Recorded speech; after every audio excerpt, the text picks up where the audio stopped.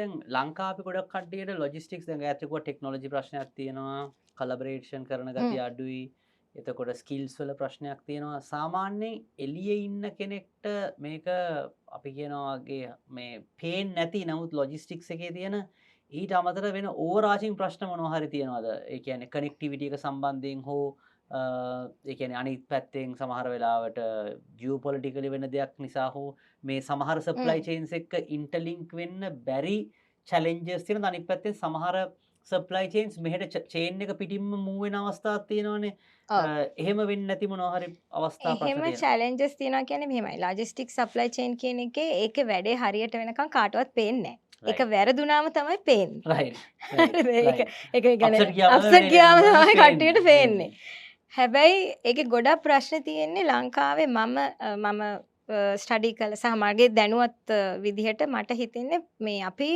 Productivity එක අඩුයි. ඒ කියන්නේ අපේ process inefficiencies වැඩි. ඒක තමයි ඔයා කියන ප්‍රශ්නට උත්තරේ. ඒ කියන්නේ ප්‍රොඩක්ටිවිටි එක අඩුයි. ප්‍රොඩක්ටිවිටි එක අඩුයි කියන්නේ අපි හිතුවොත් අපි කියමු කම්පැනි එකක්.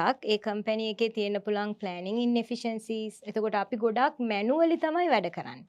ඒ කියන්නේ as a I don't know as Sri Lankans දැන් අපි ගොඩක් ලංකාවේ කට්ටිය change වෙන්න කැමති නෑනේ.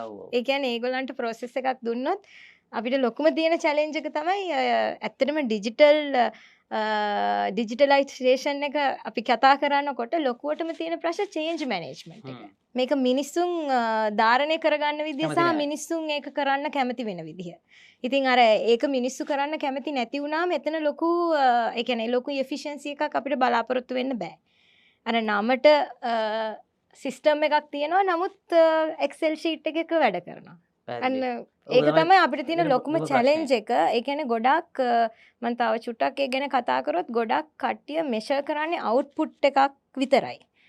හැබැයි output එක කොහෙදි හරි delay වෙනවා නම් අපි කියනවා ඒකට process cycle time කියලා අපේ technically අපි කතා කරොත් ඒ cycle time එක අඩු වෙන හේතුව ඇයි කියන එක root cause එක හොයනවා ගොඩක් අඩුයි. right. එතකොට ගායත්‍රි ඔය සාමාන්‍යයෙන් සාමාන්‍ය කට්ටිය දන්න lean manufacturing ඔය වගේ techniques උත් එන්නේ logistics industry එකේද ඒ පැත්ත කොච්චර evolve වෙලාද සාමාන්‍යයෙන් නැත්නම් අපි ඒකත් එක්ක මම දන්නේ lean manufacturing වලත් ලෝකෙ කොච්චර evolve වෙලාද අපි කොහෙද ඉන්නේ කියලා ඒ වගේ අපි ඒ වගේ පැතිවල අපේ gaps තියනවාද මේ පැත්තෙන් අපේ ලංකාවේ ගොඩක් manufacturing පැත්තට මේ lean management කියන එක උපයෝග කරගෙන තියෙනවා. දැන් ගොඩක් companies තියෙනවා lean management හොඳටම කරන companies තියෙනවා. හැබැයි ගොඩක් supply chain එකේ අනිත් functions දැන් අපි කියමු supply chain එක ගත්තම manufacturing එක function එකක් විතරයි. ඔව් එක function එකක් විතරයි. ඒකේ තියෙනවා පටන් ගත්තම අපි කිව්වොත් planning sourcing manufacturing delivery කියලා. ඒ delivery එක ඇතුලේ තමයි මේ logistics කියන එක තියෙන්නේ.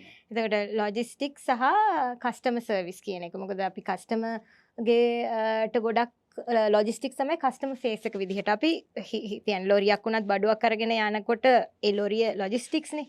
එතකොට හැබැයි දැන් ලීන් මැනුෆැක්චරින් ගොඩක් ඔය වැලියු ස්ට්‍රීම් මැපින් ඒ හැම දෙයක්ම මම දැකලා තිනවා ගොඩක් මැනුෆැක්චරින් ඕගනයිසේෂන් දැන් මම කන්සල්ටන්සි කරන්න ගියාම manufacturing කැලලට they have that tools and processes but අර අනිත් ෆන්ක්ෂන්ස් වලට මේක උපයෝගී කරගන්න එක තාම අඩුයි.